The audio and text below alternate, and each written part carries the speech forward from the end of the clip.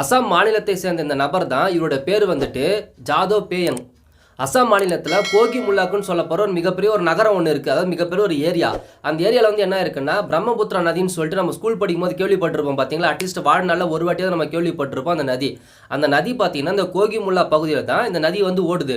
அந்த நதிக்கு பக்கத்தில் இவர் என்ன பண்ணியிருக்காருன்னா இந்த இந்தியர் வந்துட்டு கிட்டத்தட்ட பார்த்தோன்னா ஏகப்பட்ட செடிகள் எல்லாமே வந்து நட்டு மரங்களை வளர்த்து அந்த பகுதியே கிட்டத்தட்ட பார்த்தீங்கன்னா இவருடைய சொந்த உழைப்பால் கிட்டத்தட்ட வந்து காடாக வந்து மாற்றிருக்காரு.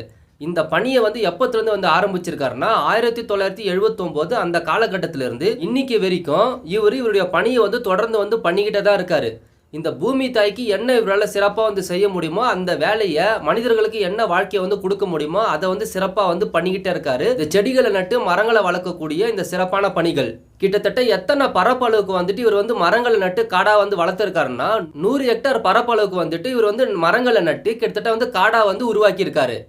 இவர் உருவாக்குன இந்த காடுகளில் பார்த்தீங்கன்னா கிட்டத்தட்ட வந்துட்டு 5 புலி, 3 காண்டாமிருகம், அதுக்கப்புறம் பார்த்தோன்னா ஊர்வன விலங்குகள் இந்த பல்லி, அரணா இந்த மாதிரியான ஊர்வன விலங்குகள் எல்லாமே வந்து அந்த காடுகளில் வந்து வாழ்ந்துட்டு இருக்கு.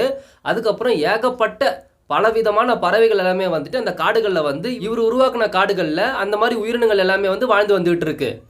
இவர் வந்து செடிகள் எல்லாமே வந்து நட்டாரு பார்த்தீங்களா. அந்த காடுகளில் வந்து கிட்டத்தட்ட 1000க்கும் மேற்பட்ட மர வகைகள் எல்லாமே வந்துட்டு இவர் உருவாக்குன காடுகளில் வந்து இருக்கு.